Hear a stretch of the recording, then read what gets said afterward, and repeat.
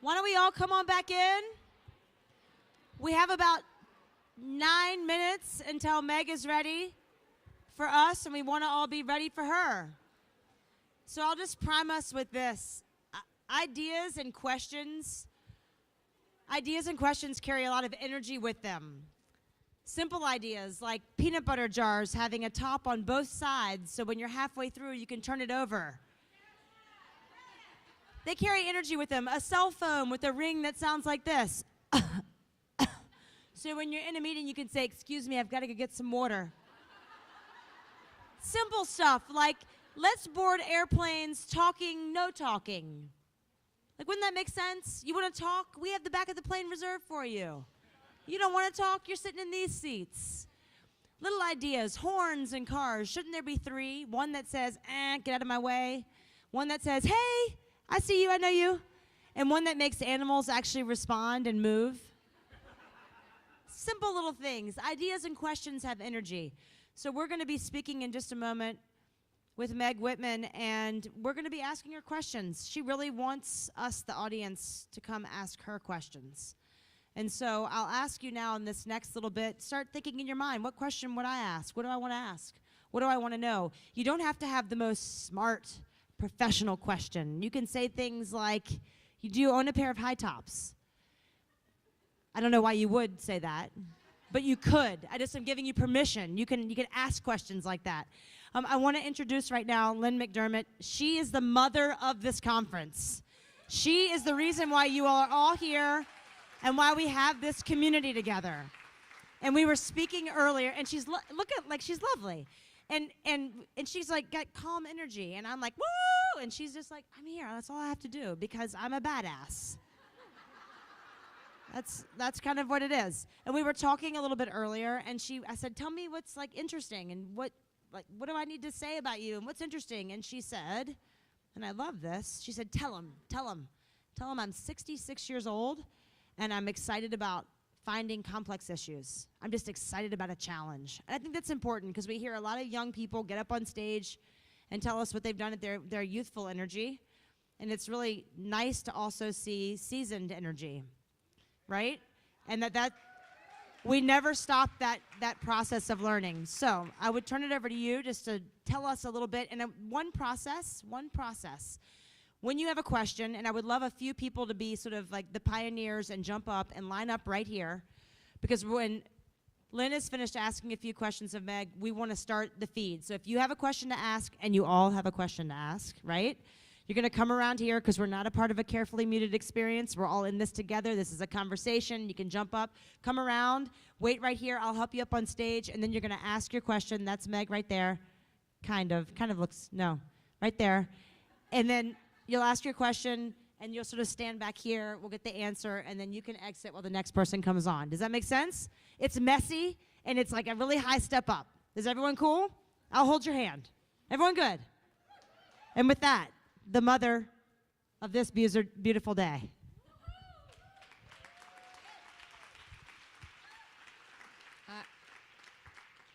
I must say she is a hard act to follow. I'm not sure that, being the introvert that I am, I'm not sure that every bit of my energy just went out my big toe. But I am just thrilled to be here. It was really Paula Gulak, who could not be here today, and I, that are the two mothers of Women in Technology. But it is mostly you all who have made it work. There is a core group of young women that kind of took over and really put energy around this conference. So I want to be the one to personally thank you from the mother for being here, for representing your businesses and yourselves, for really understanding that this is all about you. What you take away from this is what you have put into it. And the speakers, I understand, have been wonderful. The energy in this room is pretty amazing. And the diversity that I see in every aspect is very encouraging to me. So I just really love you all and appreciate you being here. And I have met Meg Whitman. I went out to California and met with her and her team a couple of years ago. And she's just again, an amazing woman. I think that you will learn from her. I think you will be given a lot of insight as to what it really does take to run a huge corporation. I'm not going to read her bio. I hope you've read her bio, but I will highlight some of the things that she has going on in her life right now.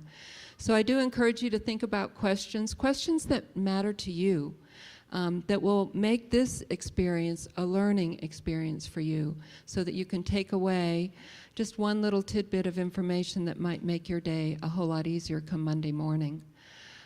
So I'm not sure where we are in time. Why don't we, while we're waiting, it would be nice if we had a couple of people just sort of queuing up right here, so when the questions come, we're not being delayed as far as timing goes. So if you have a question, and again, you all have a question, right? So just a couple people come on up, and then as these guys go, someone else can sort of file in right here. Does that work? So that we're all ready? Yeah, and I do have questions to fill in the gaps, so don't feel a lot of pressure. We'll see how it goes. While we wait, okay. It will be very nice to ask Meg some questions, but I bet you we all have questions for you too. Sure. Can you tell us a little bit about what it's like to be in your current role? And we talked before that it's just a complex, hairy, messy craziness. So Can you talk us about that hairy, messy craziness? Sure. My colleagues from the Fed stand up and correct me if I'm wrong. The craziness is really the structure of the Federal Reserve System. And any of you who know about the Federal Reserve know that it was created 100 years ago to provide the governors who are in Washington, D.C. with regional information so that they can develop monetary policy and represent all 375 million people in the United States when they're making those tough decisions. So there are 12 regional banks spread throughout the country that do research and regulate banks in their regions in order to enable us to make sure that the financial services stability of the United States, and now really of the world, is what we want it to be.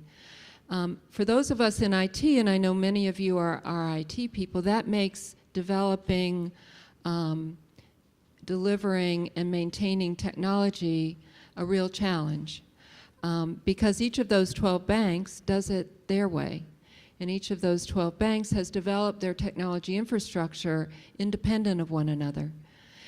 What we're trying to do now at the Fed, with the help of many of the women from the Fed in this room, is really look at how do we bring the Fed up to standards that many of your businesses have of commoditizing the part of IT that allows us to invest more heavily in innovation, in business logic, and in things that really do enhance the business. So we're now at this kind of tipping point of how do we optimize our infrastructure, and how do we then move some of those investments into more, I guess, game-changing technologies. Any of you that have been through that know that that's really tough. People love their device. People love their server. I mean, everybody wants to have their own server. So we're doing things like many of you are, and you may have heard about, moving to the cloud, moving to standard platforms, moving to applications in the back office that are COTS applications as opposed to homegrown. So I think what we're doing, are we ready? What we're doing is we're going to now turn to Meg Whitman. Hi, Meg. How are you? I'm sure if you were listening that some of this resonates with you. Here is Meg Whitman. And I'm very proud to say, someone reminded me, that this is the first sitting CEO of a major corporation that has addressed a Richmond group like this, Meg. So we're very, very thrilled to have you with us, honored to have you with us. So I just... Thank you. And to just give you a sense, there are probably 400 or more women in this room and a few men. So just to set the stage. But I thought I would just start with, I'm not going to read your bio. We all have your bio. And if you're like me, that just takes up a lot of time. But I do think it's interesting for me to remind you of some of Meg's journey. She's been at HP since 2011. But these are the kind of companies that she's built or acquired. A toy company, a flower company, a shoe company, Walt Disney, consulting. And now I think you're in the process of splitting a company apart. So with all of those changes in your career and the amazing journey that you've been on, I think we'd be very interested in knowing, how do you make tough decisions? What kind of influences in your life help you make those decisions? Well, good. Well, first of all, thank you for having me. I'm sorry I couldn't be there in person, but as you said, we are in the last 10 days of separating HP into two Fortune 50 companies, and while virtually everything is done, there's always a few things that come up at the end, so I'm delighted I was able to join you by video. So listen, I think my decision-making style has evolved over time, and I'm a big believer in situational leadership. What is it that you're trying to accomplish? So eBay was a growth story. Obviously, HP was a turnaround. But from my perspective, the decision-making process is largely the same. First is, what can the numbers tell you? Many, many decisions actually do yield to analysis. But then, what is the other things that you should take into consideration? Strategic value, a repositioning of your company in the marketplace, a change to your company narrative that often can't actually be captured in the numbers. And for those, you go to your communications executive, your marketing executives, your business unit executives to really talk about, what does this whole decision look like? And whether that is a decision to acquire or make an investment in a company, or downsize the organization, or move to different geographies. For me, I get a lot of input, and then try to come to a consensus, but the challenge is often, the buck does stop someplace, and someone has to make a decision, and the most dangerous thing to a company is not making a decision, or worse yet, making a decision and then undoing the decision because someone decided that they didn't like that decision. So that's a little bit about how I think about it. That's great. So I'm sure that resonates with some of you. Can you just tell us some of the tough decisions that you have had to make over your career, particularly early in your career? We have a lot of young women here. Yeah, sure. So, I'll go back to my earliest assignment, which was I joined out of Harvard Business School. I joined Procter & Gamble in Cincinnati, Ohio. And my very first assignment was I had to make a decision. And I was asked, I was a newly minted Harvard MBA, feeling pretty proud of myself, I must say, I think, back in the time. And my first assignment, I was on a test market brand called Ivory Shampoo. And you will notice that there is no Ivory Shampoo today. And my first assignment was, how big should the hole on the shampoo cap be? And I remember thinking, okay, this is nuts, right? They must have people who know this. They're a shampoo company. They must have decided this decision many, many times, and why am I being asked to do this? And I had a decision to make. Do I sort of push back and say to my boss, this seems like a really not smart use of my time, and you must know the answer to this? Or do I decide I'm going to do the very best job that has ever been done at the Procter & Gamble company on figuring out how big the hole in the shampoo cap should be? And obviously I chose the latter. I decided, you know what, I've been asked to do this, and I'm going to do the best job that has ever been done. And sort of got over that, why are they asking me to do this? And, so there's sort of those kinds of decisions, and then there's obviously business decisions. Listen, buying PayPal was a really big decision at eBay. It was $1.5 billion acquisition for a company that had not much revenue and had operating losses. And yet I knew that if you put PayPal on top of eBay, they were both network effects businesses. So a network effects business on top of a network effects business was likely to be very powerful, and of course, tremendously powerful. But they're high-risk decisions in some ways, and I think part of decision-making is you have to be smart and courageous. It's easy to be smart, but not particularly courageous. it's easy to be courageous and not be smart about it. It's that combination of what's the right balance here. And I think I've gotten better at that, as I've gotten more experience. Experience actually, as it turns out, matters. So. No, I agree with you completely. I think if you write down one thing so far, it's do the best job you can in the job you're in. So that's wonderful advice, and thank you so much, Meg, for those comments. You mentioned Harvard Business School, and I know you also went to Princeton. We talk a lot in the technology business about the value of a liberal arts education, a broad education, and we see now more leaning towards highly technical, specialized skills, even not going to college and going to technical school. Can you talk a little bit about what you think about that, and then maybe expand it to what you look for in people that you hire? Yeah. So listen, I actually am a fan of higher education. And I'm a believer in that you should go to the best school that you can get into. And that while there are a small number of people who can drop out of college and do incredible things, Bill Gates comes to mind, Elizabeth Holmes at Theranos comes to mind, most of us need that 4 years of maturing, that 4 years of skill gathering, that 4 years of connection and learning about who you are as a person. And frankly, I think depending on your field, I'm also in favor of graduate school education. So I tend to be long on education. The second thing I would say is today I think a well-rounded education is important, but I think if I had to do it over again, I was an economics major at Princeton. I arrived at Princeton, I thought I wanted to be a doctor, so I thought I would major in biology or chemistry or physics. And, got through my freshman year and then ran into organic chemistry, which is the course that is designed to weed out all the non-serious players around being a doctor. And they did a good job of that. So then I had to figure out what I wanted to do. And I thought, okay, I worked for a magazine for the summer selling advertising. And I thought, okay, selling advertising, business, this seems pretty good. I'll be an economics major, which was the closest thing they had at Princeton to business. But if I had to do it over again, and I know what I know now, and if I had daughters, and I have 2 sons, but if I had daughters in particular, I would say, actually, if you like it at all, really try to do something in science or technology or engineering or math. You can complement it by, liberal arts courses, but I will tell you the next 40 years here are going to be a lot about technology. I heard you had some of your comments, I think I heard about the Fed. Listen, every business is a technology business today. When I ran for governor, I would go out into the Central Valley in California, which is the breadbasket of California. It actually provides about 40% of the produce to the United States.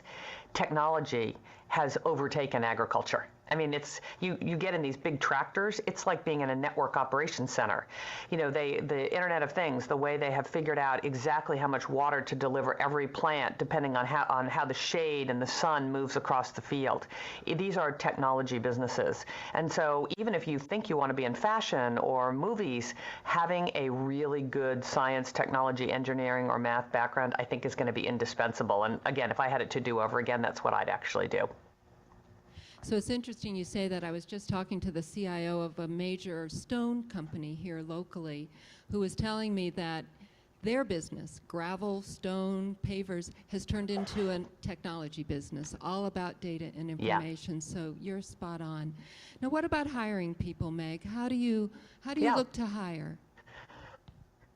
Well, first of all, I'm really, again, back to situational leadership. What situation am I hiring into? Is it more like an eBay, or is it a Disney-like environment, or an HP-like environment?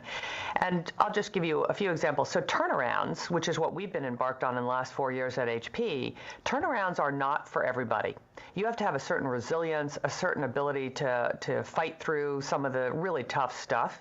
And so you've got to have someone who has that sentiment and that personality. And I look for what people have done before. And what you've done in the past is probably the best indication of what you will do in the future. At eBay, I was looking for executives who were willing to completely create a new category.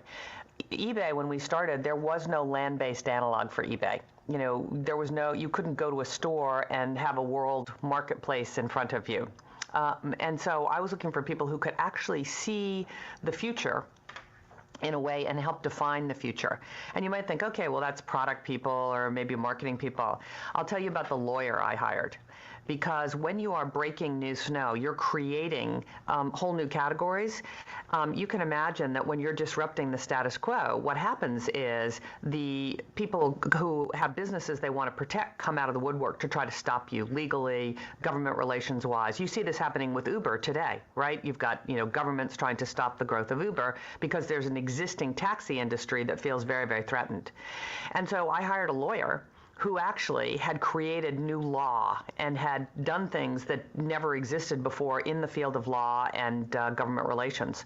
So you've really got to think through what situation is your organization in, and then what kind of person is going to be the best match. And it's not the same people for every company, honestly. And then, of course, if you're in a growth company, someone who was perfect when the company was 100 million in revenue is not quite so perfect at 200 million. So I was constantly reorganizing to make sure that we could handle the growth. And so that's another dimension. If you're growing really fast, you've got to halve people's responsibilities. You've got to create an organization that can handle the growth that is coming at you. So there's a growing theme here of situational awareness, situational decision making, people for the right situations. I think that's great advice for us. I think as women, we oftentimes read situations a little bit more clearly sometimes. So it's just fascinating that you're focused on that. Well, I'm going to turn a little bit, and you're a great person to interview, Meg, because you lead right into the questions. So thank you. But you've been on the forefront of new technologies. You've been at the center of technological revolution, innovation. You've led the way for our industry in many cases. eBay, PayPal, Skype, cloud, and on and on and on. How do you foster innovation? And our question is about individual innovation with people, individual people, but also at a large company like HP and others. How do you foster innovation in a corporate environment? Yeah, sure. Well, as you were recapping what I'd said a little earlier, I'm reminded my favorite phrase in business and sort of the thing I think about every single day is, do you have the right people in the right job at the right time with the right attitude? And don't forget about the attitude part, because I would much rather work with someone who has a can-do attitude as opposed to a whiner. And the whiner may be super smart, but it's just actually a bummer. So it's way more fun to have people who have a positive attitude, around you. But with regard to innovation, so this is a big, big field. And for simplicity's sake, the way I think about this is there's two kinds of innovation that organizations have to do. There's what I would call evolutionary innovation, and then revolutionary or disruptive innovation. So evolutionary innovation is the price of entry. We have to do that really well every day. I bet most of the people in the audience are in organizations that have to do that in the normal course. So for example, at HP, we are the leader in servers around the world. Our Gen 9 server had to be better than our Gen 8 server. Our Gen 10 server is going to have to be better than our Gen 9 server. But we're not clean sheeting, we're not creating a whole new category, we're just thinking through what is the next generation of compute and what is that going to require from our servers. I call that evolutionary innovation. And there's a lot of people that can do evolutionary innovation really well. You've got to find those people, you've got to incentivize them, you've got to give them the right amount of money in the right direction. But evolutionary innovation is the easy part. It is the disruptive, truly revolutionary innovation that is a very rare talent. It is creating an entirely new category where one did not exist before. It's creating an entirely new business model that changes how a product or a service is bought and sold. And the people who do disruptive innovation are very unique. And every organization has them, but you've got to find them and you've got to nurture them, and you've got to make sure that you are bringing in the next generation of disruptors.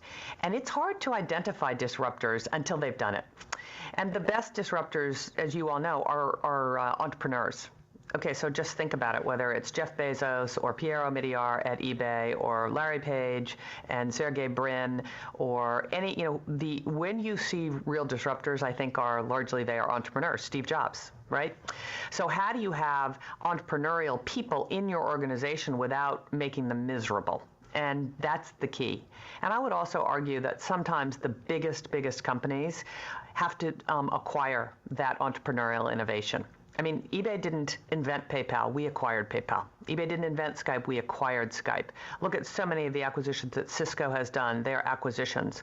So what we're trying to do at HP is have our disruptive innovation like all-flash storage array, like private cloud done inside, but we also are always looking on the outside. Is there a small company that we should bring in that will spark the ability in our organization to deliver the next thing? So it's a rarity, and frankly, for disruptive innovators, I'm not sure you can pay them enough, honestly, and I'm not sure you can treat them well enough in your organization because they are between you and just a company that's doing evolutionary innovation. So you can't hear the reaction of the audience, I don't think, but when you talked about No. miserable entrepreneurs within organizations, we had a bit of a reaction, so I think we may have a few of them here in the audience.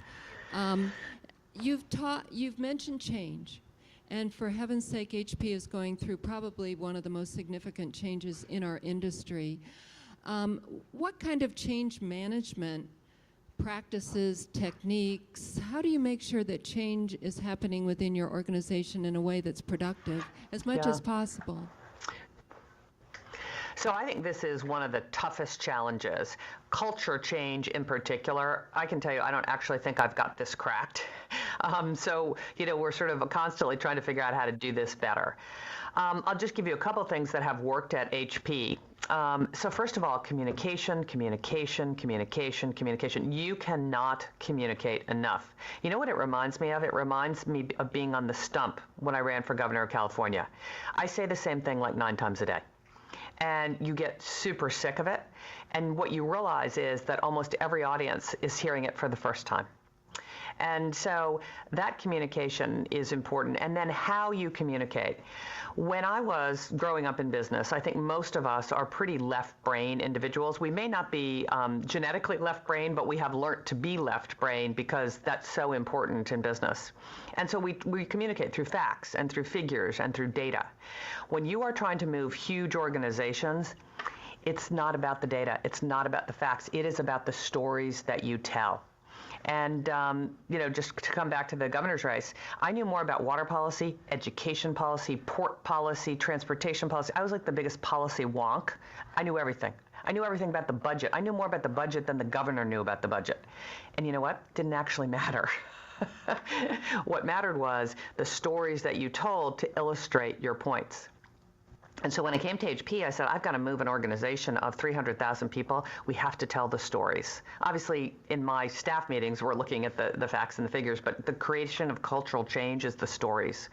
So we, at all company meetings, we would highlight 3 employees who'd done something amazing, or 3 groups had done something amazing, and then we'd highlight 3 groups of people who had not done it right or who had let the customer down.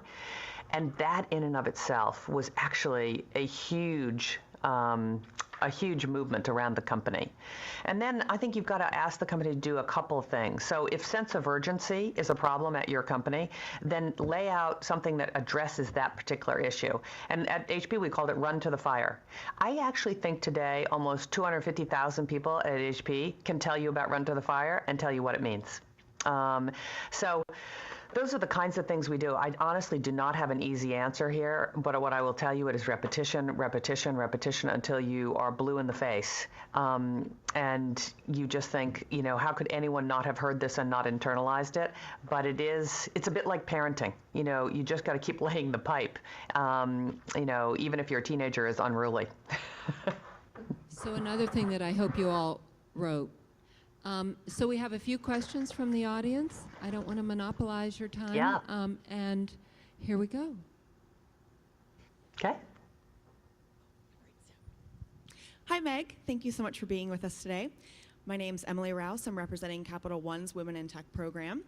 And before my question, Great. I also just want to thank you for being such a role model to myself and my cohort, and to have a woman like you in your position succeeding in business is something that we all need. So thank you for that. Thank you. Thank you. We all agree. Thank you. And my question is, a lot of the advice that I hear today is for entry-level professionals and executives. But for those of us in our 30s and sort of the grind, my friends and I call it, of our career, what things do you think we should be doing and focusing on? Skill building, things that we should really be positioning ourselves well if we have our eye on that C-suite eventually. Yeah. So again, I think it depends on what the nature of your organization or your company is. But in your 30s, you should be getting different experiences. You know, if you are in finance and you want a finance career, you should make sure you've got, controllership, business unit finance, M&A, treasury. You've got to build a portfolio. If you want to be a general manager, have you gotten some experience with manufacturing or supply chain? Have you run part of the sales team? So you should be looking at what are the skills that are required to run a business or be the CEO of your organization, and then how do you make connections in your organization to get those experiences? And by the way, some companies do this a lot better than others. Some companies you're just sort of left, dive into the swimming pool and hope that you're going to swim out. And some companies are actually quite helpful in this regard. So I sit on the board of Procter & Gamble. I think Procter & Gamble is one of the best companies in the world at helping people get experiences domestically, international, sales, global business unit, supply chain, finance. So I think you should be in the business of getting experiences in your organization. And the way you do that is you've got to make contacts. You've got to get to know people in the organization that you might like to join. And then I'll end where I started. You've got to do a really good job at what you're doing. And don't feel like you need to rush. I mean, I think if you were to spend, 3 years in sales, that's actually a good time to prove that you've learned what's going on, that you've delivered your quota, etc. So I think it's about gathering experiences. And increasingly now, people are getting those experiences by jumping companies.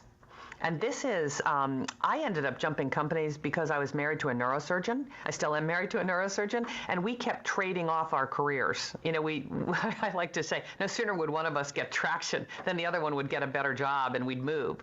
But I will say that, if you aren't getting the exposure that you need in your company or the skills, there's nothing wrong for looking for something outside the company that you think helps you move ahead. And I think it's incumbent on companies to help people like you create a career track. I mean, we're all over trying to help people create career tracks inside Hewlett-Packard. But if we can't meet your needs, then you have every right and you should be looking outside saying, what else could I be doing there that would add to my skill set?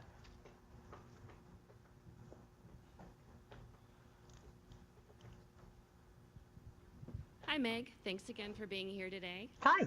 My name's Candace Yeah. Camp. I'm with GE.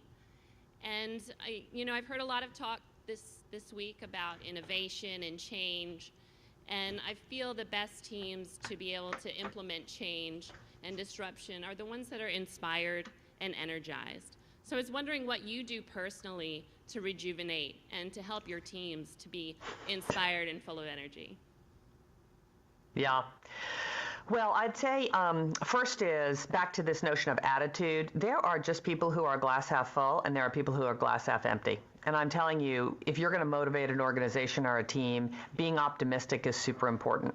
And I'll give you an example. So in the darkest days of our turnaround, I was not sure we were going to be able to turn HP around. Honestly, I would go home to my husband at night and say, I'm not completely clear we're going to be able to figure this out.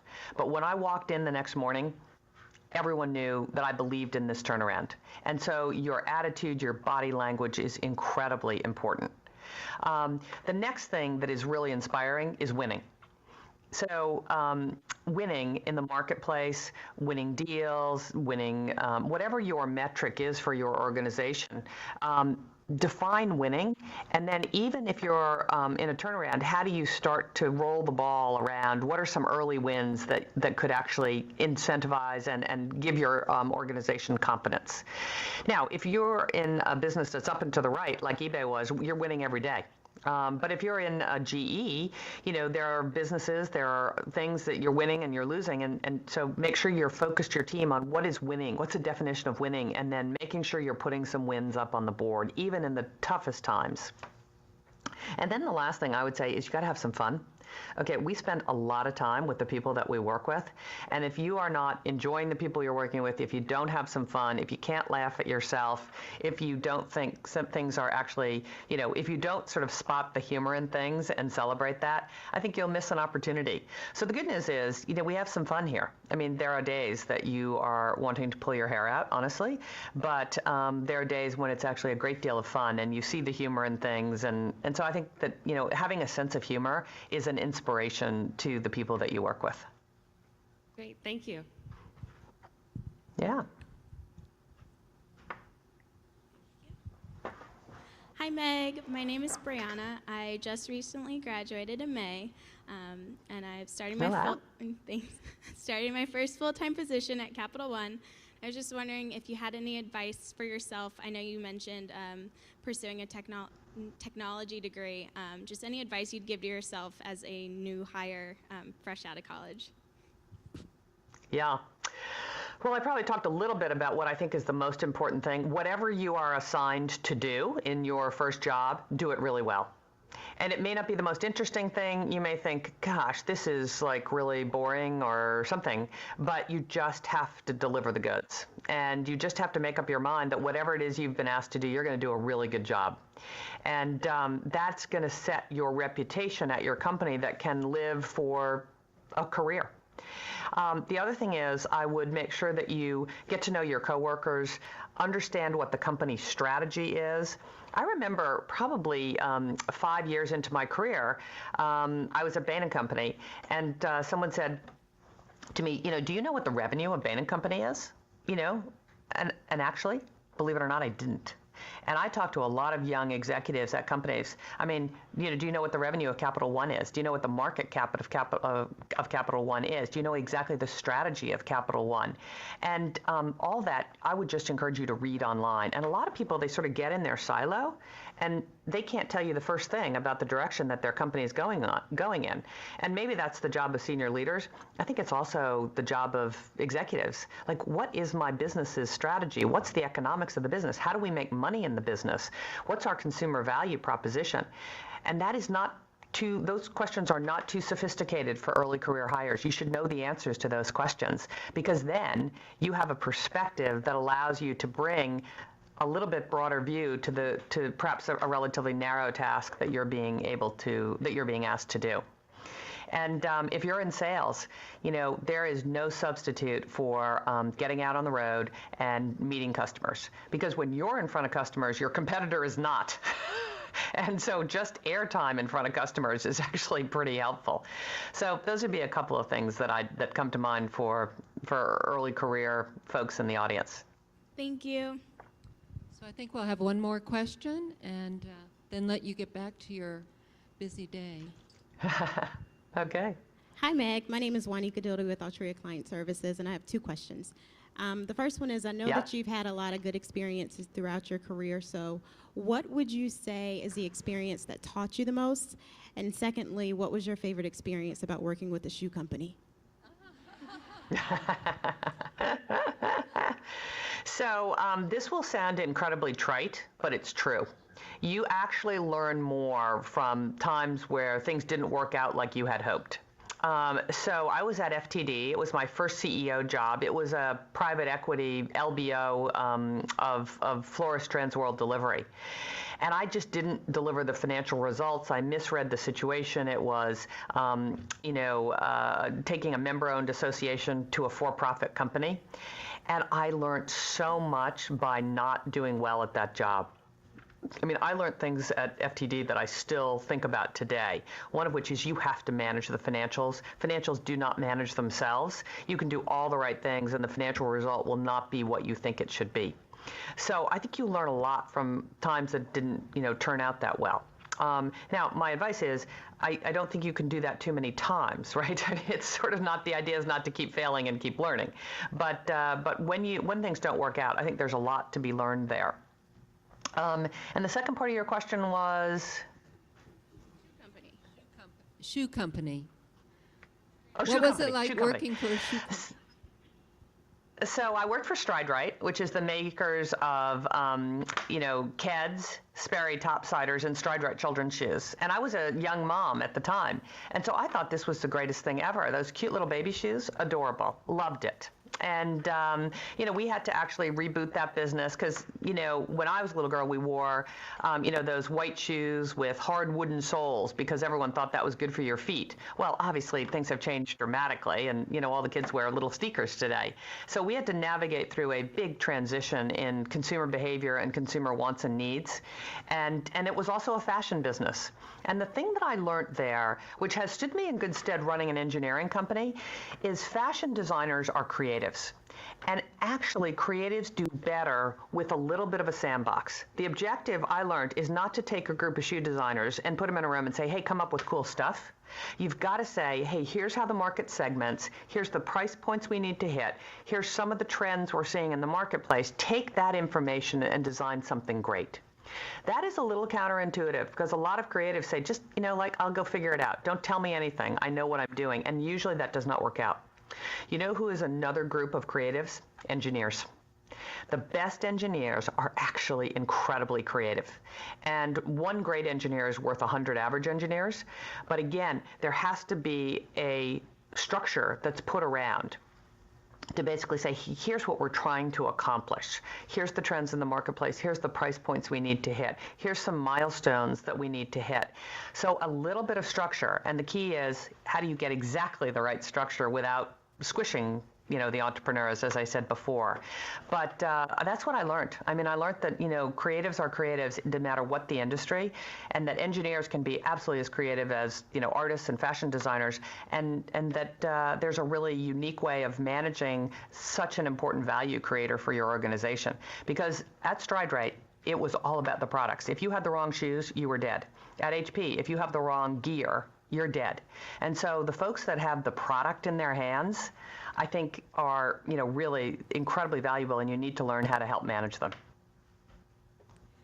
So I think you have given us a great gift over the last 45 minutes or so. I want to congratulate you. We want to congratulate you on being named one of the 25 most influential executives. Of course, we're a bit chagrined that you and Ginny Rometty were the only two women, so we're hoping that these women in this room in the next generation will fill up those slots. But you have been very influential for all of us, Meg, and we appreciate your time. It has been just an amazing learning experience for all of us in this room, and great luck with HP and the work that you're doing there. Thank you very much. Great. Thank you very much. Take care.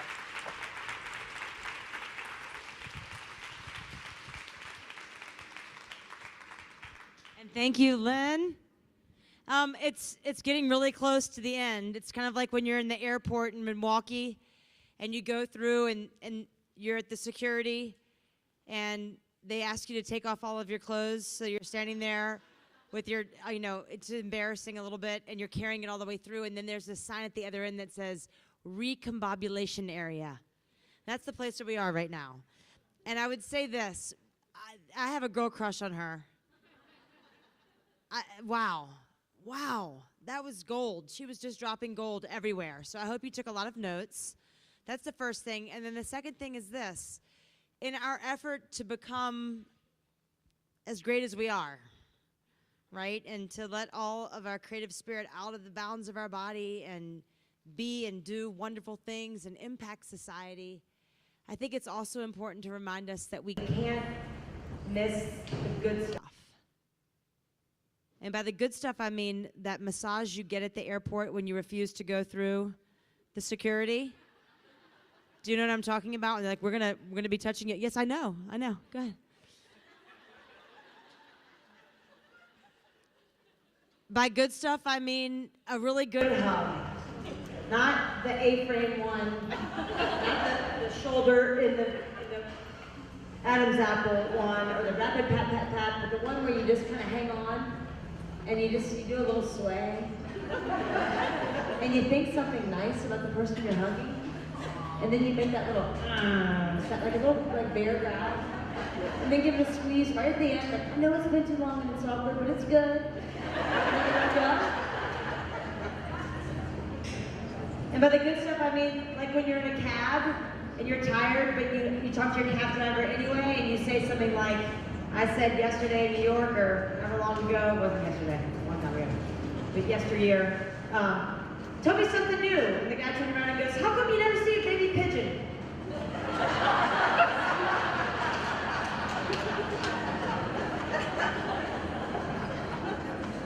There's a lot of really good stuff in life, and it doesn't always end up on stage, and it isn't always on the screen, and your name isn't the one always in lights, but you all have a community which you're influencing.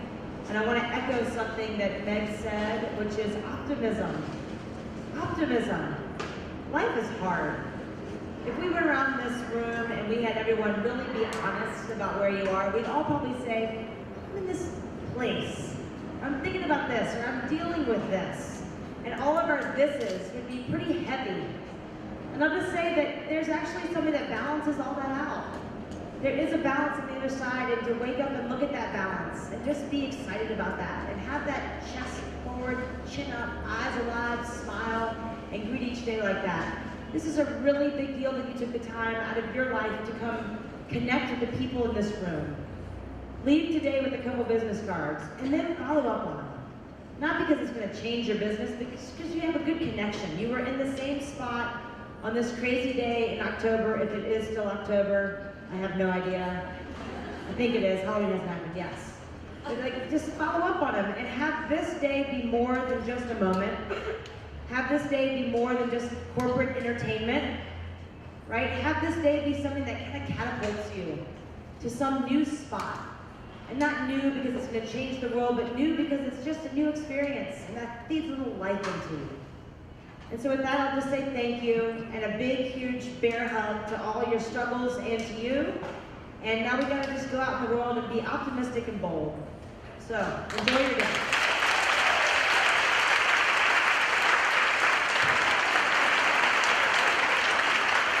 How awesome is Corey Sarah?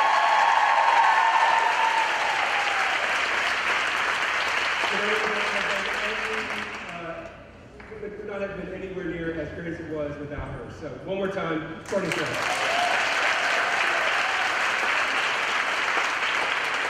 My name is Robert Mary. I'm the Executive Director of Richmond Technology Council, the organization that helps put this on. On your badge, on the inside, the very first page at the bottom, are 8 important names.